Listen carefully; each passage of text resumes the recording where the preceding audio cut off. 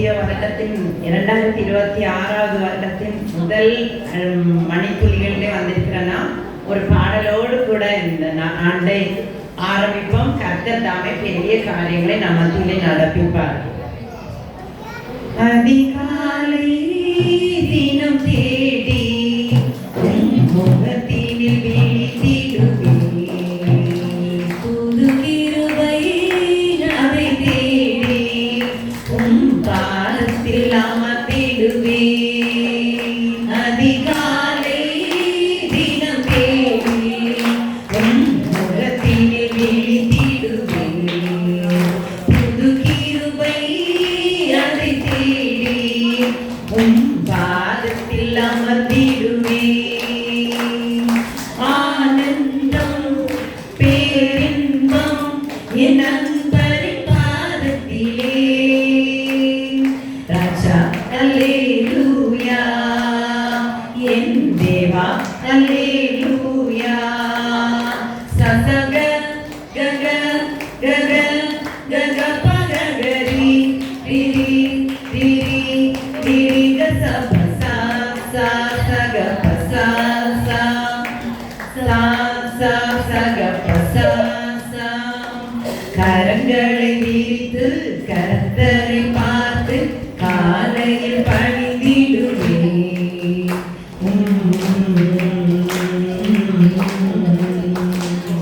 கவலை மறந்து மகிழ்வுடன் இருந்து மகிமையை செலுத்திடுவே. கரங்களை விரித்து கர்த்தரை பார்த்து காலையில் பணிந்திடுவே. கவலை மறந்து மகிழ்வுடன் இருந்து மகிமையை செலுத்திடுவே. பாதத்திலே முகம் பதித்து முத்தங்கள் செய்திடுவே. ராஜா அல்லேலூயா, என் தேவா அல்லேலூயா. அதிகாலை தினம் தேடி முகத்தினில் விழித்திடுவே, புது கிருபை அதை தேடி பாதத்தில் அமர்ந்திடுவே.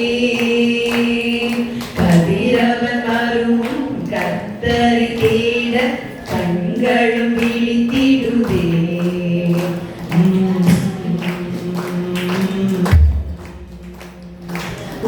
மனம் குளிர என் மனம் பாட ஆயத்தமாகிடுவே. கதிரவன் வரும் கர்த்தரை தேட கண்களும் விழித்திடுவே. மனம் குளிர என் மனம் பாட ஆயத்தமாகிடுவே.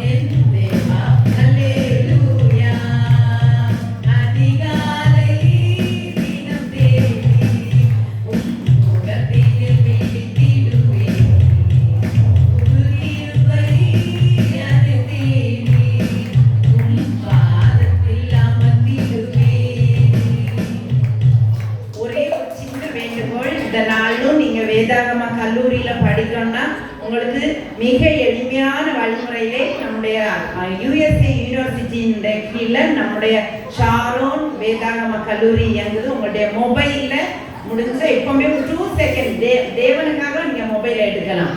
STS பைபிள் யூனிவர்சிட்டி அப்படின்னு யூடியூப்ல போய் சப்ஸ்கிரைப் பண்ணி நீங்கள் அந்த ஸ்க்ரீன்ஷாட்டை எடுத்து என்னுடைய வேதாகம கல்லூரியின் எண்ணை நாங்கள் உங்களுக்கு சொல்கிறோம். 9600529141 9600529141 அந்த நம்பருக்கு அனுப்பி வைங்க. மறுபடியும் சொல்றேன், STS பைபிள் யூனிவர்சிட்டி அப்படின்ட்டு யூடியூப்ல போய் நீங்க கிளிக் பண்ணி சப்ஸ்கிரைப் பண்ணுங்க. உங்களுக்கான வேதாகம கல்லூரியில் படிக்கக்கூடிய எல்லா வாய்ப்புகளையும் நாங்கள் குடும்பமாக வேதாகம கல்லூரி நிறுவனத்தின் சார்பாக வழங்குகிறோம். ஏதாவது டவுட்ஸ் இருந்தால் உங்களுடைய போதகர் ஐயா மூலமா எங்களை தொடர்பு கொள்ளுங்க. எல்லா விதமான சலுகைகளும் உங்களுக்கு வழங்கப்படும். ஆமென்.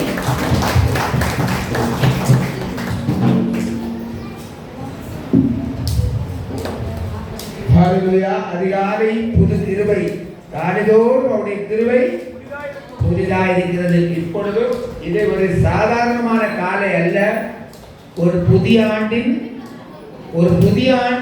ஒரு காலை பொழுதில் நாம் வந்திருக்கிறோம். வருஷங்களை நன்மையால் முடிசூட்டுகிற தேவன் நம்மோடு கூட வந்திருக்கிறார். வருஷங்களை நன்மையால் முடிசூட்டுகிற தேவன் நம்மோடு கூட வந்திருக்கிறார். உங்க சபைக்கு மிக அருமையான ஒரு வாக்குத்தத்தத்தை இப்போ நம்ம பெற்றோம். அந்த வாக்குத்தத்தத்தை காணாமல் சொல்லப்படுகிற சின்ன பிள்ளைகள் யாராவது இருக்கீங்களா? 13 வயதுக்கு கீழே உள்ள யாருக்காவது அந்த 13 வயதுக்கு கீழே உள்ள யாராவது அந்த வாக்குத்தத்த வசனத்தை சொல்லிருக்கீங்களா? உங்க வாக்குத்தத்த வசனம் இப்ப கிடைச்சிല്ല. சபைக்கு ஒரு வாக்குத்தத்தம் கொடுத்தாங்கல்ல, அது யாருக்காவது சொல்ல முடியுமான்னு கேட்டேன். 13 வயசுக்கு கீழே உள்ள யாராவது சொல்ல தெரிஞ்சவங்க எழுப்புங்க. எழுப்புமா இங்க வா, இங்க வந்து அங்க யாராவது சொல்லிடுவா. உனக்கு அதெல்லாம் சும்மா இருக்க வர முடியாது. ஒன்னாம் தேதியே அங்கே வர முடியுமா? சொல்லு. எனது எழுப்பியா இங்க இங்க பாரு, எங்க பாரு.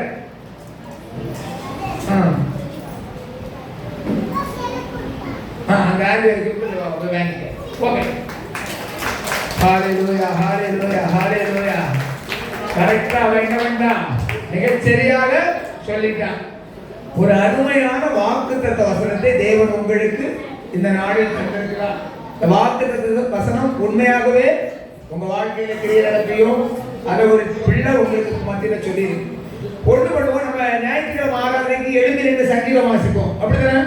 இந்த நாள் இந்த அதிகாரத்தை நம்ம மாறி மாறி வாசிப்போம்.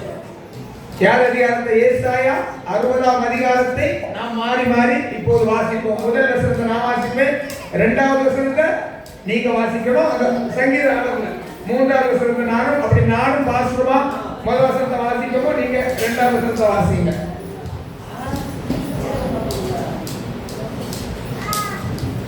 எல்லாரும் எழுந்துருங்க. சங்கீதத்துக்கு பதிலாக இந்த ஏசாயா 60ஆம் அதிகாரத்தை முழுமையா நம்ம வாசிக்க போறோம். எல்லாம் எழுந்துட்டீங்களா? பைபிள் திறந்தீங்களா? 866வது பக்கம், 866வது பக்கம் எழுதுமா? ஹalleluya. என்ன வேகம் ஆண்டவரே. எடுத்து 866 ஓபன் பண்ணுமா? முதல் வசனத்தை நானும் ஐயாவும் வாசிப்போம், 2வது வசனம் நீங்க, அந்த சங்கீத ஆர்டர் நான் 3 4 வாசிப்போம், தொடர்ச்சி எல்லாரும் வாசிங்க. அப்பதான் இந்த அதிகாரத்துக்கு அருமை உங்களுக்கு தெரியும். எழும்பி பிரகாசி, உன் ஒளி வந்தது, கர்த்தருடைய மகிமை உன்மேல் விழுந்தது.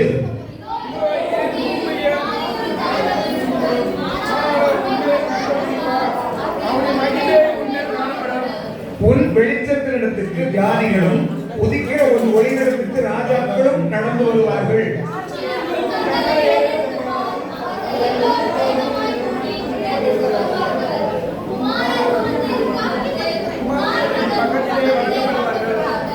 அப்பொழுது நீ அதை கண்டு ஓடி வருவாய், உன் இருதயம் அதிசயப்பட்டு பூரிக்கும், கடற்கரையும் திரளான கூட்டம் உன் வசமாக திரும்பும், ஜாதிகளின் பலத்த சேனை உன்னிடத்திற்கு வரும்.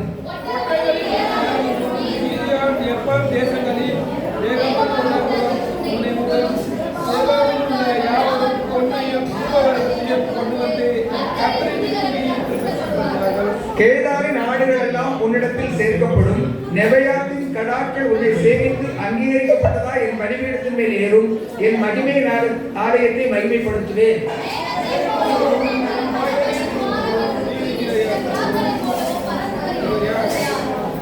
தீவுகள் எனக்கு காத்திருக்கும், அவர் உன்னை மகிமைப்படுத்தினார் என்று உன் பிள்ளைகளையும் அவர்களோடு கூட அவர்கள் பொன்னையும் அவர்கள் வெள்ளியையும் உன் தேவனாகிய கர்த்தரின் நாமத்துக்கென்றும் இஸ்ரவேலின் பரிசுத்தருக்கென்றும் தூரத்திலிருந்து கொண்டு வர தர்சீசின் கப்பல்களும் ஏற்கனவே எனக்கு காத்திருக்கும்.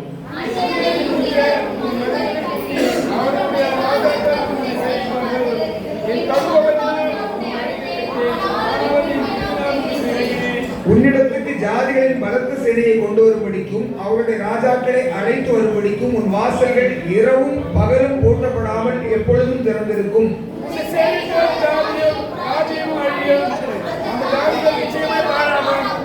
என் பரிசுத்த ஸ்தானத்தை சிங்காரிக்கும்படிக்கு லீபனோனின் மகிமையும் தேவதாரு விருட்சங்களும் பாய்மர விருட்சங்களும் புன்னை மரங்களும் கூட உன்னிடத்தில் கொண்டு வரப்படும். என் பாலஸ்தானத்தை மகிமைப்படுத்துவேன்.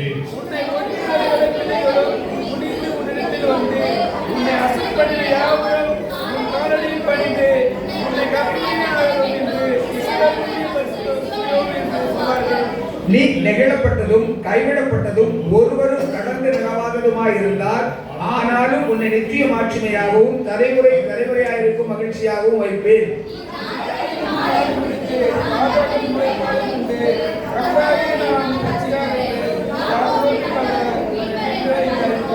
நான் வெண்கலத்துக்கு பதிலாக பொன்னையும் இரும்புக்கு பதிலாக வெள்ளியையும் மரங்களுக்கு பதிலாக வெண்கலத்தையும் கற்களுக்கு பதிலாக இரும்பையும் வரப்பண்ணி உன் கண்காணிகளை சமாதானம் உள்ளவர்களும் உன் தண்டக்காரரை நீதி உள்ளவர்களும் ஆக்குவேன்.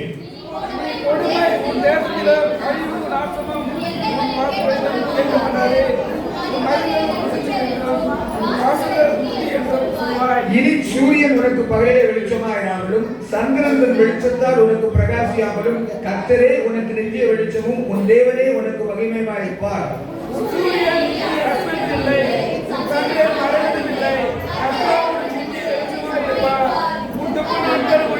கடைசி 2 வசனத்தை எல்லாரும் சேர்ந்து வாசிப்போம். உன் ஜனங்கள் யாவரும் நீதிமான்களும் என்றைக்கும் பூமியை சுதந்திரிக்கும் குடிகளும் நான் நட்ட கிளைகளும் நான் மகிமைப்படும்படி என் கரங்கள் கிரியைகளுமாய் இருப்பார்கள். சிந்தவனும் சிறியவன் பலத்த ஜாதியுமாவான். கர்த்தராகிய நான் ஏற்ற காலத்தில் இதை தீவிரமாய் நடப்பேன். ஆமென். இந்த ஆசீர்வதிக்கப்பட்ட அதிகாரத்தின்படி, அதிலும் குறிப்பாக முதல் வசனத்தின்படி கர்த்தர் நம்மை ஆசீர்வதிக்கும்படி யாவரும் கைகளை உயர்த்தி 3 அல்லேலூயா சொல்லுவோம்.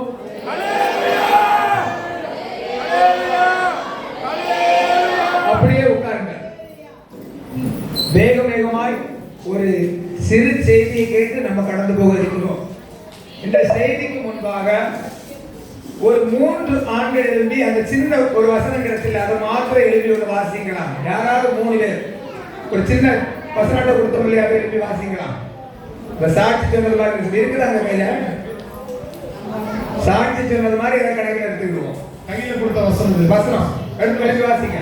சின்ன வசனம் அதான் யாராவது ஒரு 3 பேர் வாசி. நாமத்தினாலே நீங்கள் எதை கேட்டாலும் செய்வேன். யோவான் 14. காணாம படிச்சீங்களா? ஆண்டவர் உங்களை ஆசீர்வதிப்பார். அடுத்து இன்னும் 2 ஆம்பளை எழுப்பி சொல்லுங்க. தம்பி என்ன பண்ற? வாசிச்சுட்டு இருக்கியா? எழுப்பு வாசிமா.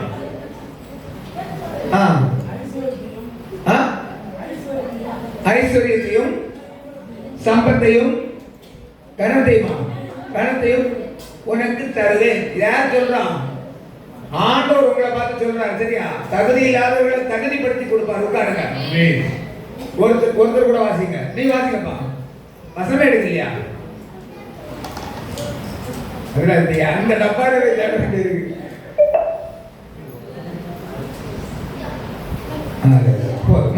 நெல்லு வெயிட் பண்ண உனக்கு அவராலே எவரால? ஆண்டவராலே நிறைவான பலன் உங்களுக்கு கிடைக்கும். நிச்சயமாக கிடைக்கும். ஒரு 3 பெண்கள் எழுந்து வாசிங்க. வேகமா யார் 3 பேர் வாசிக்கிறீங்களோ அவர்கள் அதிர்ஷ்டசாலிகள். யாருக்குமா?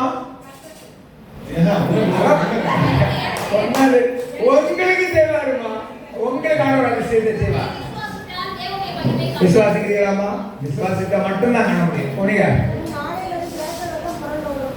நாளைகளில் திராட்சை ரசம் புரண்டோடு எல்லாமே உங்களுக்கு எக்ஸஸ் ஆயிடும் உங்க வாழ்க்கையில. சரியா? புரண்டோடுங்கிறது தேவைக்கு அதிகமாக 5 அப்பமும் 2 மீனும் தான் இருந்து, ஆனா 5000ங்களுக்கு அதிகமான ஜனங்கள் திருப்தியாய் புசித்து மீதமானவைகளை 12 கூடைகள் நிறைய எடுக்க செய்தார் தேவன். ஆகல முடியாத ஒரு பரிபூர்ணமாக தம்பி சின்ன பிள்ளைகள் வாசி நான் முதல்ல கேட்டா 7 பேர் சாட்சி இருக்காங்க. சரி வாசி. கர்த்தர் உன் நடுவிலே அற்புதங்களை செய்வார். உங்க வீட்டுல எத்தனை பேர் உண்டு பாருங்க? எத்தனை பேர்? யாரெல்லாம்? அப்பா, அம்மா, அக்கா, நீ, தங்கச்சி. உங்கள் 5 பேர் நடுவில் ஆண்டவர் பெரிய அற்புதங்களை செய்வார். ஆமென். இப்ப நம்ம வரிசை கிரமமா சங்கீதம் வாசிச்சாச்சு, பாடல் பாடியாச்சு, சாட்சி பண்ணியாச்சு. அப்படிதானே? இனி ஒரு தேவ செய்தியை கேட்போம். அந்த ஏசாயா 60ஆம் அதிகாரம் 1ஆம் வசனத்தை ஒருவர் சத்தத்தை உயர்த்தி வாசிங்க. நம்முடைய வாக்குத்தத்தத்துல எழும்பி பிரகாசி, உன் ஒளி வந்தது, கர்த்தருடைய மகிமை உன் மேல் உதித்தது. நம்முடைய ஆண்டவர் இப்ப சொல்றாரு, நம்ம ஒவ்வொருவரை பார்த்தும் என்ன வந்திருக்கு? நம்ம மேல ஒளி வந்திருக்கு. என்ன வந்திருக்கு? இதுவரைக்கும் நம்முடைய வாழ்க்கையில் ஒவ்வொருத்தரும் ஒவ்வொரு படிநிலைகள் 17 வயதுக்கு மேற்பட்டவர்களுக்கான செய்தி. ஒவ்வொரு சூழ்நிலைகள்ல கடந்து வந்திருப்போம். அருமையான முதியவர். அவருடைய உங்களுக்கு எத்தனை வயசு ஐயாச்சு? உங்கள் வயது என்ன? உங்கள் வயது எத்தனையா? 68. 67 ஆண்டுகளை அவர் எப்படி கடந்தார் என்று நான் அறியேன். 68 வயசுனா ஒரு 2075க்கு அப்புறம் 75 அதுக்கு முன்னே அவர் பிறந்திருக்கிறார். 2050 எல்லாம் பிறந்திருக்கிறார். 70 வயதில் அவர் எப்படி கடந்து வந்தார் என்பது எனக்கு தெரியாது. இதே மாதிரி உங்க ஒவ்வொருவருக்கும். ஆனா இந்த நாள்ல ஆண்டவர் இந்த விசேஷமான 2026ஆம் ஆண்டு ஒரு வார்த்தையை சொல்றாரு, உன் ஒளி வந்தது. எழுப்பி பிரகாசி, உன் ஒளி வந்தது, கர்த்தருடைய மகிமை உன்மேல் உதித்ததுன்னு சொல்றாரு. ஒளி வரணும்னா இதுவரைக்கும் நம்ம எங்க இருந்திருக்கணும்? ஒளி எந்த இடத்துல இருக்கிறவங்களுக்கு தேவைப்படும்? இதுவரைக்கும் இருள், இதுவரைக்கும் நிந்தைகள், இதுவரைக்கும் அவமானங்கள், இதுவரைக்கும் தோல்விகள், இதுவரைக்கும் ஏமாற்றங்கள், இதுவரைக்கும் இயலாமைகள், இப்படி பலவித கோணங்கள்ல ஏக்கங்களோட கழித்த நம்முடைய வாழ்க்கையில ஆண்டவராகிய இயேசு கிறிஸ்து இந்த புதிய ஆண்டில், புதிய நாளில், புதிய காலை வேளையில், புதிய மணி நேரத்தில் ஒரு வார்த்தையை சொல்லுகிறார், எழுப்பி பிரகாசி. எழுப்பி பிரகாசிக்க என்ன வேணும்? வெளிச்சம் வேணும். அந்த வெளிச்சம் நமக்கு இலவசமாய் கொடுக்கப்படுகிறது. அதுக்கு அடுத்தடுத்த வசனங்கள் சொல்லுது, இதோ இருள் பூமியையும் காரிருள் ஜனங்களையும் மூடும், ஆனாலும் உண்மையிலோ நிச்சயமாகவே சொல்றேன், உங்க மீது கர்த்தர் உதித்திருக்கிறார். உங்க மேல கர்த்தர் உதிக்க திட்டமும் சித்தமுமா இருக்கிறதுனால தான் இப்படிப்பட்ட ஒரு ஆராதனையை உங்களுக்காக ஒருமுகப்படுத்தி தந்திருக்கிறார். எந்த எளிய குடும்பம் சொன்னது மாதிரி, அந்த அருமையான சாட்சிகள் மாதிரி, தகுதி இல்லாதிருந்தும் வாய்ப்புகள் இல்லாதிருந்தும் அந்த பிள்ளையை இனி படிக்க வேண்டாம் அவங்க முடிவு செய்த பிறகு பரலோகத்தின் தேவன் ஒரு விசேஷ திட்டம் வச்சிருந்தார். பரலோகத்தின் தேவனிடத்தில் ஒரு திட்டம் இருந்தது, மகிமையான இடத்துக்கு கொண்டு போகணும். அது ஒரு குடும்பத்துக்கு மாத்திரமா? அந்த ஒரு குடும்பத்துக்கு மாத்திரமா? இல்லை, வருகிறதான ஆண்டு உங்கள் எல்லாருக்கும். யார் யார் இந்த நாள்ல இந்த நேரத்தில் இங்க இருக்கிறீர்கள், உங்க ஒவ்வொரு குடும்பங்களிலும் மாற்றமில்லாத விஷயங்களை கர்த்தர் செய்வார். நீங்கள் எதிர்பார்க்காத நன்மைகளை செய்வார். எது சாத்தியம் இல்லை நினைச்சீங்களோ அது எல்லாம் உங்க வாழ்க்கையில சாத்தியப்படும். எது நடக்காத நீங்க கைவிட்டீங்களோ அந்த முயற்சி அது அனைத்தையும் தேவன் செய்யும்படி உங்கள் காரியங்களை வாழ்க்கை செய்வார். சங்கீதக்காரன் எப்படி சொல்றாரு, தீயையும் சொல்லுங்கம்மா, தீயையும் தண்ணீரையும் கடந்து வந்தோம், எங்களை செழிப்பான இடத்தில் கண்டு கொண்டு வந்து. சங்கீதம் 66:12 இப்படி சொல்லுது. வாசிக்க பாப்பா அந்த ஒரு வசனத்தையும். சங்கீதம் 66 அதிகாரம் 12வது வசனம்.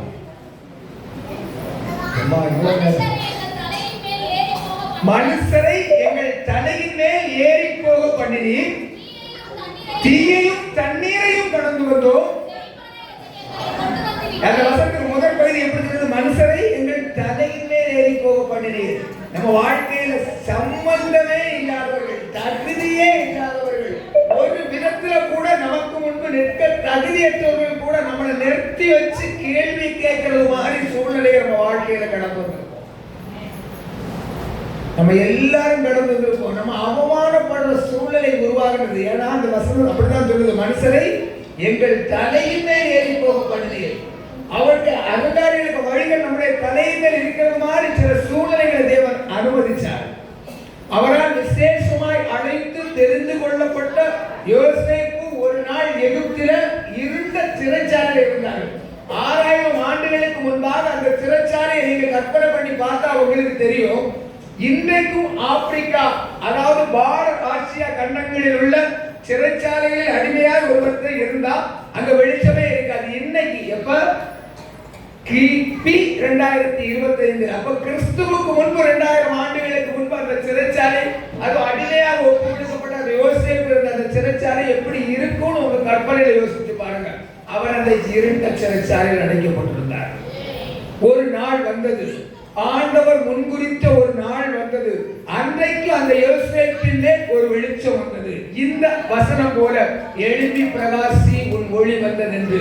அன்பான தேவனுடைய பிள்ளைகளை, அந்த யோசேப்புடைய வாழ்க்கை அப்படியே மாறிச்சு. ஒற்றை நொடி பொழுது யோசேப்புடைய மொத்த வாழ்க்கையும் மாறிச்சு. சிறைச்சாலையில் அடைக்கப்பட்ட யோசேப்பு இப்ப அந்த எந்த இடத்துல சிறைச்சாலையில் அடைக்கப்பட்டிருந்தாரோ அந்த இடத்துல அவர் என்னவா மாறினாரு?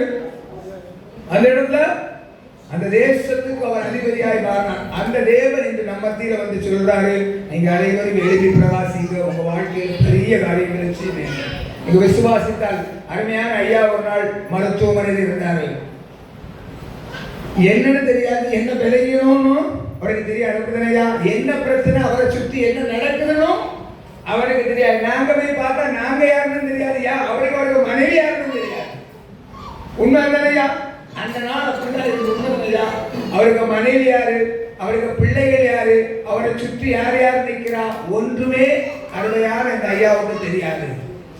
ஆகிலும் அவரை சுற்றி இருந்த அருமையான ஐயாவுக்கு கொண்டு எல்லாருக்கும் ஒரு நம்பிக்கை இருந்து பார்க்க போன எங்களுக்குள்ளே ஒரு விசுவாசம் இருந்து.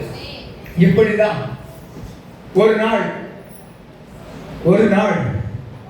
ஒரு பூட்டப்பட்ட கல்லறை, அந்த கல்லறைக்குள் மரித்து 4 நாள் ஆகி போன ஒரு மனிதன். செல்வ கேளுங்க எல்லாரும். ஒரு வயசு நம்ம அவனுக்கு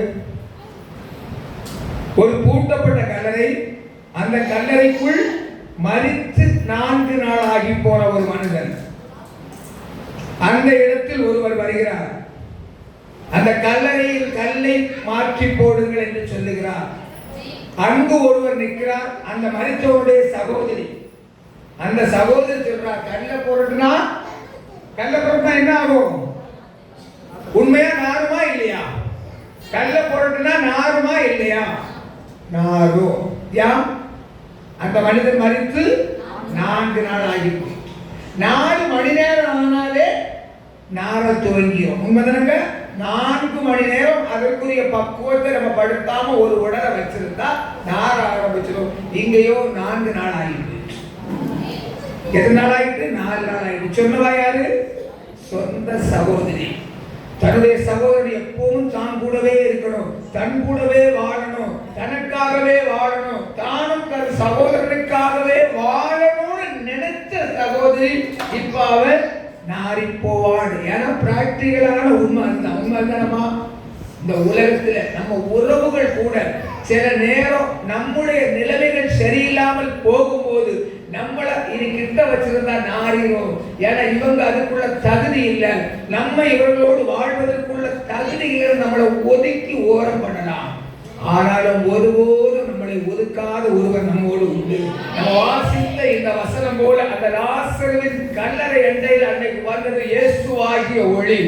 என்ன ஒளி வந்தது? எழும்பி பிரகாசி சொன்னது போல உன் ஒளி வந்தது என்றபடி இயேசுவாகிய ஒளி அந்த கல்லறை முன்பாக வந்து நின்றது. அந்த லாசருவை பார்த்து ஒரு வார்த்தை, லாசருவே வெளியே வா. 4 நாள் ஆகி போன அந்த லாசரு எழுந்து வெளியே வருகிறான். வல்லமை உள்ள வார்த்தை, ஒளியாய் வந்தவர். அந்த ஒளி இப்போது உங்கள் மத்தியில் வந்திருக்கிறது. உங்க வாழ்க்கையில முடிஞ்சு போச்சு, இது சாத்தியமில்லை, எல்லாம் முடிஞ்சது. எந்த ஒருவராலும், எந்த மருத்துவராலும், எந்த மருந்துகளாலும், கோடி ரூபாய்க்கு மேலான மருந்து மாத்திரைகளாலும் குணப்படுத்த முடியாத உங்களுடைய வேலையை, யாராலும் சரிப்படுத்த முடியாத உங்கள் குடும்பத்தின் பிரச்சனையை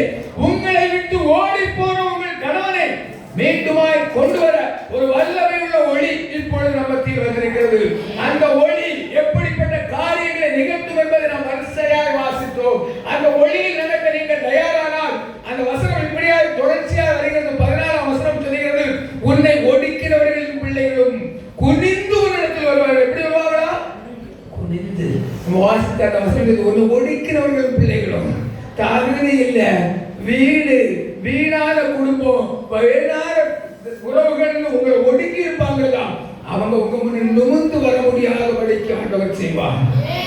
ஏன்னா உங்களை அவர்களிலும் பெரியவர்களாக்குவார், உங்களை அவர்களிலும் சிறந்தவர்களாக்குவார், உங்களை அவர்களோட உயர்வானவர்களாக்குவார். அப்போ அவங்க உங்க முன்ன கூறி குறிந்து போய் குடிந்து வருவார்கள் என்று சொல்லுகிறது. அருமையான தேவனுடைய பிள்ளைகளே, அந்த வசனம் இப்படி சொல்லுகிறது.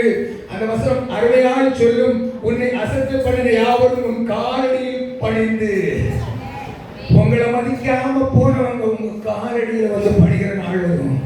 அந்த நாளும் என்றைக்கோ ஒரு நாள் அல்ல, நம் முன்பிருக்கிற இந்த 2026ஆம் ஆண்டில் தேவன் செய்யாமல் போவதே இல்லை. வேதத்தில் 2 விதத்தில் எல்லாம் சாத்தியம் என்று சொல்கிறது. ஒன்று, தேவனாலே எல்லாம் கூடும். நம்புறீங்களா? தேவனாலே எல்லாம் கூடும். நம்புறீங்களாமா? நம்புறீங்க? நம்பாம நமக்கு என்ன வேலை? நம்புறீங்க? தேவனாலே எல்லாம் கூடுமா இல்லையாமா?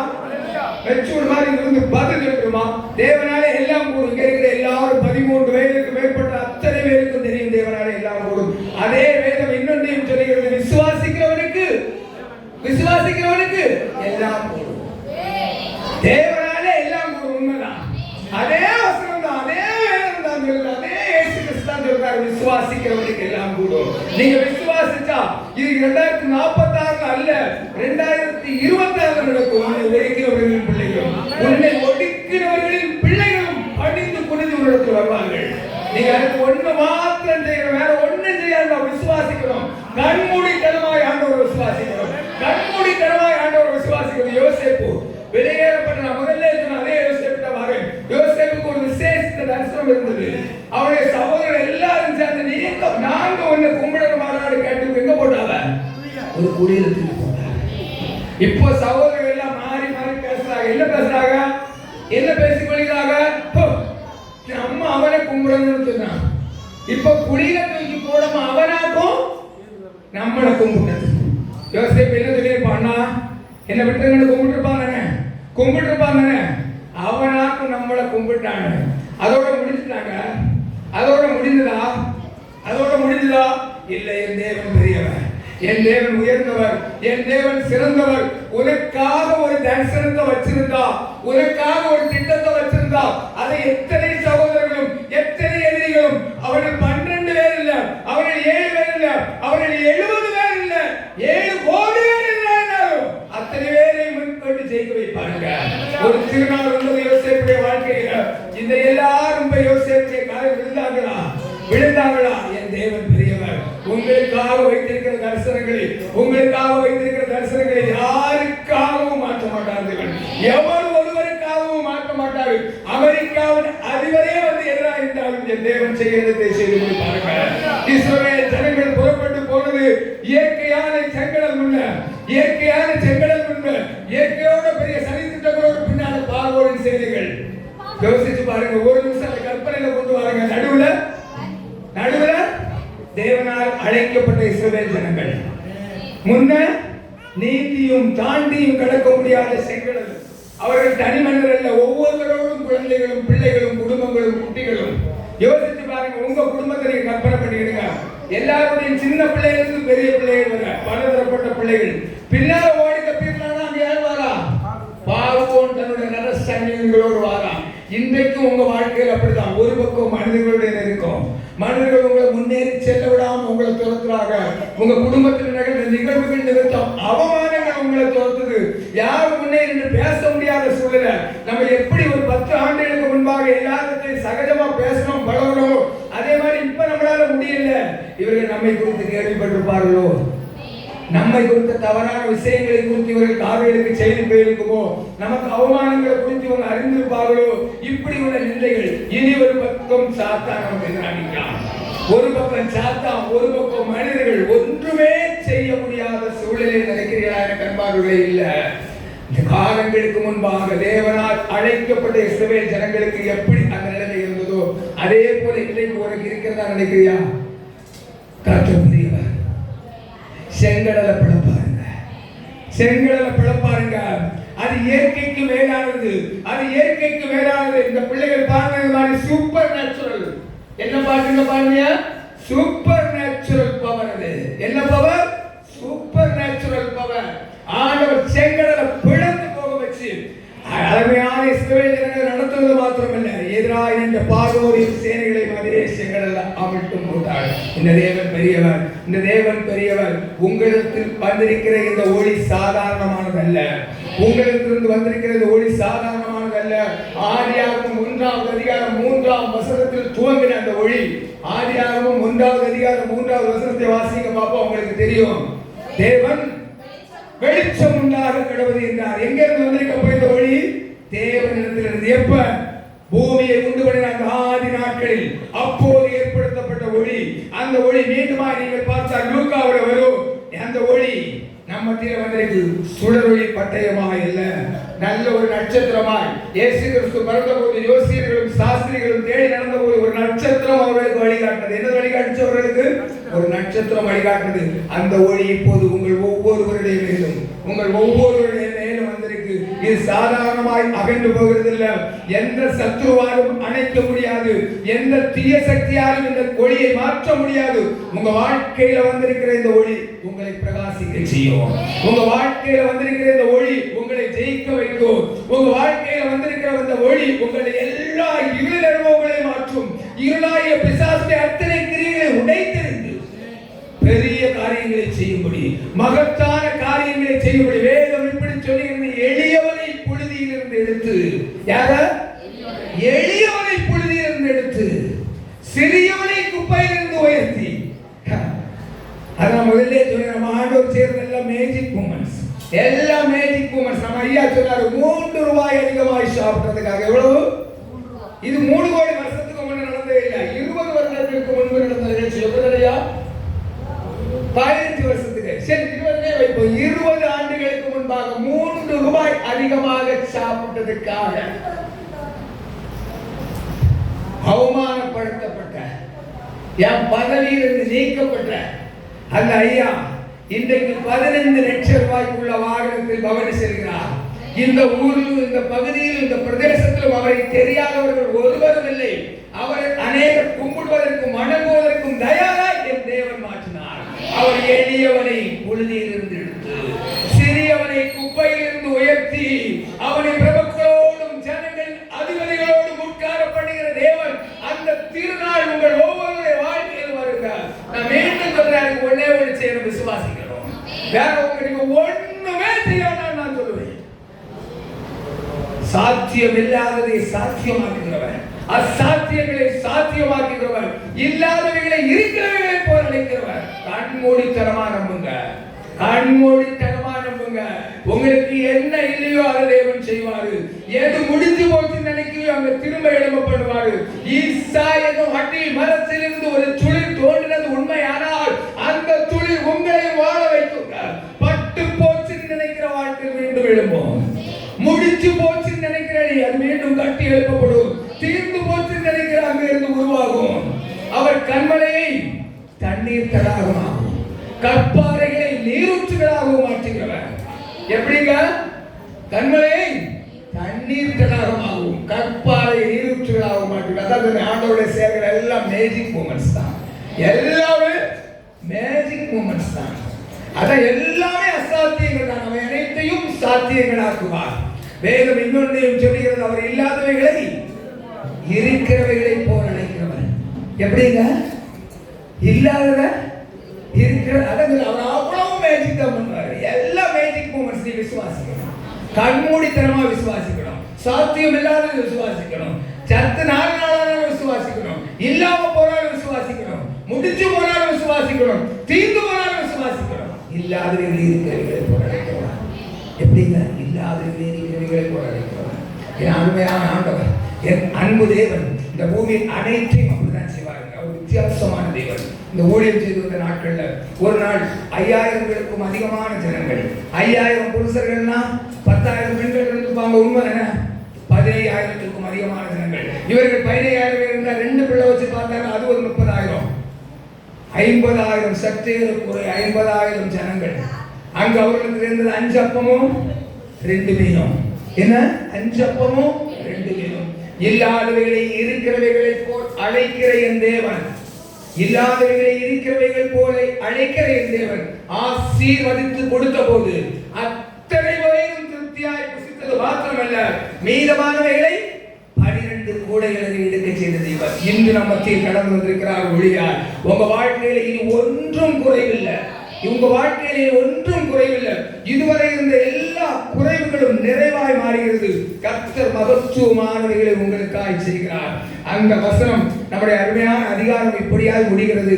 சின்னவன் 1000, சிறியவன் பலத்த ஜாதியுமான. எப்ப விசுவாசிக்கும் போது, அந்த விசுவாசம் பூர்ணமாகும் போது, வேதம் இப்படியாக வசனம் முடிகிறது. கர்த்தராகிய நான் ஏற்ற காலத்தில் தீவிரமாய் நடப்பிட்டேன். தீவிரமாய் என்ற வார்த்தைக்கு உங்க எத்தனை பேருக்கு அர்த்தம் தெரியும்? சொல்லுங்க பாப்போம். தீவிரமானா மெதுவாயா? போர்க்கால அவசரத்தில் செய்வார். 2026 முடிகிறது வரை நீங்கள் காத்திருக்க வேண்டியதில்லை. நீங்கள் விசுவாசித்தால் இன்றிலிருந்தே உங்களுக்கான ஆசீர்வாதத்தின் வாசல்கள் திறக்கப்படுகிறது. சின்னவன் ஆயிரமும் எல்லாராலும் ஒதுக்கப்பட்ட நீங்கள், எல்லாராலும் நிராகரிக்கப்பட்ட நீங்கள், எல்லாராலும் புறந்தள்ளப்பட்ட நீங்கள், உங்கள் குடும்பத்தை கர்த்தர் கட்டி எழுப்ப ஆரம்பிக்கிறார். அதற்கான ஒளி உங்கள் வாழ்க்கையில் வந்திருக்கிறது. அவருடைய மகிமை உங்கள் மேல் வந்திருக்கிறது. எல்லா அந்நிய அக்கினியுடைய சக்திகளும் நிர்மூலமாகிறது. உங்கள் குடும்பத்தில் பேச முடியாமல் ஆகி போக சில ஆவிகள் உண்டு. அதை கர்த்தர் உடைத்தெறிந்து பேச வைக்கிறார். ஹalleluya. ஆண்டவர் பெரிய காரியங்களை செய்கிறார். பூமையும் செவிடுமான ஆவி உங்கள் குடும்பத்திலிருந்து வெளியே போகிறது என்று கர்த்தர் சொல்லுகிறார். யாருக்கு சொல்றார் நான் தெரியல. ஆண்டவர் பெரிய காரியங்களை செய்கிறார். ஆண்டவர் மகத்துவம் உள்ள காரியங்களை செய்கிறார். ஆண்டவர் மகிமை உள்ளவைகளை செய்கிறார். வரும் நாட்கள், ஒவ்வொரு நாட்களும் உங்கள் குடும்பத்தில் திருவிழாக்களாக இருக்கும். ஒவ்வொரு நாட்களும் உங்கள் குடும்பங்களில் திருவிழா நாட்களாக இருக்கும். எதில் அவமானப்பட்டீர்களோ அந்த இடத்தில் எல்லாம் நீங்கள் மேன்மைப்படுவீர்கள். எது உங்களை வேதனைப்படுத்துகிறதோ அங்கெல்லாம் உங்கள் வேதனைகள் நீங்கி இருக்கும். ஆசீர்வதிக்கப்பட்ட வருஷமாக இருக்கும். இந்த ஆண்டிற்காக தேவனிடத்தில் சொன்ன ஒரு வார்த்தையை சொல்லுகிறேன். அமெரிக்கா என்ற நாட்டின் ஆக சிறந்த பதவியில் இருக்கிற ஒருவர் இந்த உலகத்தை விட்டு மாற்றப்படுவார். அமெரிக்கா என்ற திருநாட்டின் ஆக சிறந்த பதவியில் இருக்கிற ஒருவர் இந்த உலகத்தை விட்டு மாற்றப்படுவார். நம்முடைய இந்திய திருநாட்டின் நீதிபதிகள் மிகச் சிறந்த ஒருவர் இந்தியாவில் அவருடைய வாழ்நாளில் இந்தியாவை விட்டு மாற்றப்படுவார். இப்படிப்பட்ட மகத்துவமான காரியங்கள் அல்ல சிலருக்கு தீமையா இருக்கிறது. அவரை ஆராதிக்கிற நமக்கு, அவரை அண்டிக் கொள்கிற நமக்கு, அவரை நெருங்குகிற நமக்கு, அவரை மகிமைப்படுத்துகிற நமக்கு மேன்மை உள்ளதாய் மாறும். கர்த்தர் மகா பெரிய மேன்மைகளை நமக்கு என்று செய்வார். மகா பெரிய மேன்மைகளை நமக்கு என்று செய்வார். நம்முடைய தேசம் சுபிட்சமாய் இருக்கும். நம்முடைய தேசத்தில் அநேக சபைகள் உருவாக்கப்படும். அநேக ஊழியர்கள் எழும்புவார்கள். அநேக ஊழியக்காரர்கள் எழும்புவார்கள். சிறு பிள்ளைகள் வாலிபர்கள் மத்தியில் மகா பெரிய எழுப்புதல் உண்டாகும். விசேஷமாய் உங்கள் மாவட்டத்திலிருந்து தீர்க்கதரிசிகள் எழும்புவார்கள். உங்கள் மாவட்டத்திலிருந்து உலகத்தை அசைக்கிறவர்கள் எழும்புவார்கள். உங்கள் மாவட்டத்திலிருந்து கர்த்தர் வல்லமையானவர்களை எழுப்பிப்பார். உங்கள் மாவட்டத்தில் ஆகப்பெரிய காரியங்களை தேவன் செய்வார். ஆகப்பெரிய காரியங்களை கர்த்தர் நிகழ்த்துவார். ஆளுகிறவர்கள் உங்களிலிருந்து தோன்றுவார்கள். கர்த்தர் பெரிய காரியங்களை செய்வார். எனக்கு அன்பான தேவனுடைய பிள்ளைகளே, ஊழியத்திற்கும் ஊழியங்களுக்கும் எதிராக எழும்பின தேவ பிள்ளைகளுக்கு விரோதமாக எழும்பின வடகொரியா என்ற தேசம் முதலாய் அழிவை சந்திக்க ஆயத்தமாகிறது. இதை எழுதி வைத்துக் கொள்ளுங்கள். இந்த ஆண்டு வடகொரியா என்ற தேசம் முதலாய் அதனுடைய அழிவு பாதைக்கு நேராக எடுத்து செல்லப்படும் என்பதை பரிசுத்த ஆவியானவர் உங்களுக்கு சொல்கிறார். இதுவரைக்கும் யார் முன்பும் மண்டியிடாத வடகொரியா தேசம் முதலாய் மண்டியிடும். அந்த தேசத்தில் கலவரங்கள் இதுவரை எழுப்பப்பட விடாமல் கட்டி அமைக்கப்பட்டு வைத்திருந்தது தேவன் உடைத்தெறிகிறார். சுவிசேஷம் அந்த தேசத்துக்குள் கடந்து செல்லும். அங்கு ஏற்படுகிற பஞ்சமும், அங்கு ஏற்படுகிற பிரச்சனையும் தேவ பிள்ளைகளை இந்த தேசத்துக்குள் கொண்டு செல்லும். கர்த்தர் மகத்துவமானவைகளை செய்கிற தேவன். அவர் நம்ம மத்தியில் எழுந்திருக்கிறார். 3 தீர்க்கதரிசிகளை தேவன் உங்கள் மத்தியில் சொன்னார். அமெரிக்கா தேசத்தின் ஆக சிறந்த பதவியில் இருக்கிற ஒருவர் இந்த உலகத்தை விட்டு மாற்றப்படுவார். இந்திய தேசத்தின் நீதிபதிகளில் முதன்மையான ஒருவர் மாற்றப்படுவார். வடகொரியா தேசம் உடைத்தெறியப்படும். இது நடக்கும் போது தேவனுடைய வார்த்தை என்பதை நீங்கள் புரிந்து கொள்வீர்கள். கர்த்தர் பெரிய காரியங்களை செய்வார். உலகமோ சந்தோஷப்படும். நீங்க அழுது புலம்புவீர்கள். அது முடிவாங்க இல்லைங்க. ஆனாலும் உங்கள் துக்கம் சந்தோஷமாய் மாறும். ஒன்றை கூட சொல்லி முடிக்கிறேன். அதே சங்கீதம் 66:12 மனிதரை எங்கள் தலையின் மேலே ஏறி போக பண்ணினீர். தீயையும் தண்ணீரையும் கடந்து வரும் அற்ப மனிதர்கள் உங்கள் தலையின் மேலே ஏறி போறது மாதிரி சூழ்நிலை. அற்ப மனிதர்கள் ஆண்டவரை அறிஞ்சவங்களுக்கு, அவங்க ஆண்டவரை அறிந்த ரூபத்தில் இருந்தாலும் அறியாத ரூபத்தில் இருந்தாலும் அற்பமானவர்கள் உங்கள் தலையின் மேலே ஏறி போக பண்ணினதும் தேவன் தான். அவர் தான் ஏறி போக பண்ணினார். சங்கீதம் அப்படிதான் சொல்லுது, மனிதரை எங்கள் தலையின் மேலே ஏறி போக பண்ணினது முடியலங்க, முடியல. தீயையும் தண்ணீரையும், நீந்தி கிடக்க முடியாத தண்ணீரையும், வெந்துரி போக வேண்டிய தீயையும் கடந்து வந்துங்க.